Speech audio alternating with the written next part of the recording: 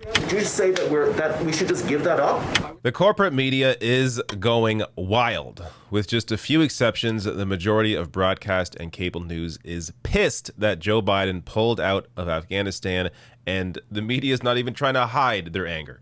So I have two clips to show you. The second one, shockingly, is not terrible. It's actually an example of the media correctly discussing this issue. But first, I have this question from our two National Security Advisor Jake Sullivan. I'm not sure which media figure or which journalist this is, but this is the general attitude they have towards this issue. And you could also see the attitude in the question from this reporter. Thank you, sir. President Biden said that there were very few national security interests for the United States in maintaining some peace in Afghanistan. Would you actually reiterate that today? Would you say that there is no interest for us having some presence on the borders of Iran, on the borders of Pakistan, on the borders of near China? Would you, or Tajikistan? Would you say that we should just give that up? I would say that the president does not believe that the United States should be fighting and dying in a war for the purpose of sustaining American military boots near Tajikistan or Pakistan or Iran. No, I would say that is something that is not. What you just laid out as a national security interest, we would not agree that it is right to ask American soldiers to risk their lives for the purpose of maintaining a presence near Tajikistan. All right. First off, credit here to Joe Biden and his administration for standing strong in the face of all of this media bullshit. Biden did the right thing, pulling out. The only mistake, and it's a big mistake that he made, is not getting out people, refugees, asylum seekers out earlier out of the country before this last effort to pull everyone out of the country. He should have worked a lot sooner to resettle refugees, ensure whoever was wanting to leave was able to leave, and resettle them. That's the big mistake they've made. But in terms of pulling out and not maintaining a presence around Afghanistan, that is the right decision. But you hear from the media just the outrage in this man's voice at the end of the question. We should just give that up? Yeah.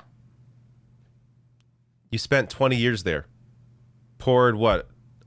Billions into Afghanistan. Who benefited? Defense contractors.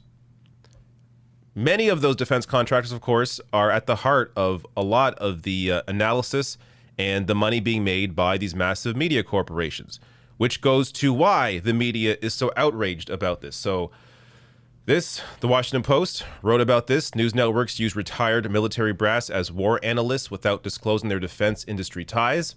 So, and even if they did disclose their defense industry ties, still, the fact that these are the people you continue looking to for analysis on issues around foreign policy, this is what helps to convince the public that these never-ending wars are a great idea. And now, as I'll get to in a minute, the public have educated themselves and realized that no, in fact, pulling out is the right decision. These never-ending wars are a bad idea, and we're no longer falling for the mainstream media, the corporate media's bullshit on all of this.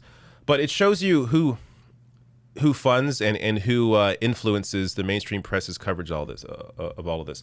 And there's, of course, many ways that they're influenced. A report shows more than $1 billion from war industry and government going to top 50 think tanks, and then those 50 think tanks that are, of course, influenced by the military-industrial complex. Then you have those ideas get pushed out through the mainstream press, through these think tanks. So that's another way they get to push out the same narrative over and over again. And this piece, I'll link to it below because there's a lot to go over here.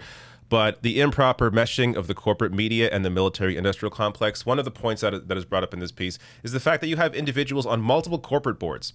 So somebody, say, on the NBC board and also on the Boeing board, or on the ABC board and also on the Texaco board, which is a oil producer that also benefits from these never-ending wars. So you have that influence going on as well behind the scenes through in these corporations. So it's this never-ending. This is what you get this never-ending series of pro-war propaganda, because they are all funded essentially from the same place. These defense contractors that want to maintain a presence in countries all around the world. Now, let me get to. Actually, before I get to the next clip, which is good, I want to reference this. Data for Progress poll finds a majority of voters, 55 to 35, support speeding up the process of providing special immigrant visas for Afghans who have worked with American forces. Voters also continue to support the decision to withdraw by a 14-point margin. This going to the point that I always say, on the vast majority of issues, the public leans progressive. They're happy about pulling out of Afghanistan. They want to resettle these immigrants, these asylum seekers. So these are progressive positions that the majority of people agree with, and the media is in direct contrast to this. Now, let me show you this clip that surprised me. So Nicole Wallace, who used to work for George Bush, acknowledged that the majority of people are siding with Joe Biden on pulling out of Afghanistan. 95% of the American people will agree with everything he just said. 95% of the press covering this White House will disagree. And for an American president to finally be completely aligned with such an overwhelming majority of what the American people think about Afghanistan is probably a tremendous relief to the American people. Amazing. I never thought I would say this, but credit here to Nicole Wallace for actually discussing the reality that the vast majority of people side with Joe Biden on pulling out of Afghanistan. Now, I'm not sure what her motivations are here. Again, she used to work for George Bush.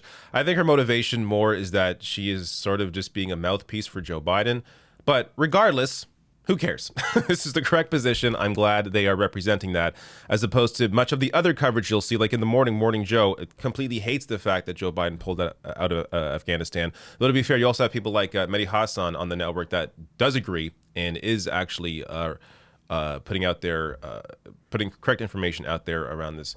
So, it's a mixed bag, but the vast majority of media still, when you go across, Fox News, CNN, MSNBC, ABC, NBC, and others, the vast majority are highly critical of Joe Biden pulling out of Afghanistan and want to maintain a military presence, which is just the exact opposite of what the vast majority of Americans want. And also, Americans are siding with people that live in these regions that also don't want an American presence, there forever. So, there's also this discussion that always gets brought up. What about the power vacuum? What about if the U.S. leaves, then, Russia's going to come in and take their place. How about diplomacy? How about peace deals? How about working with other nations? The U.S. is the most powerful nation on earth, the richest country on earth, has the most power, the most military weaponry on earth. Why can't the most powerful nation on earth work with other countries to ensure peace around the globe?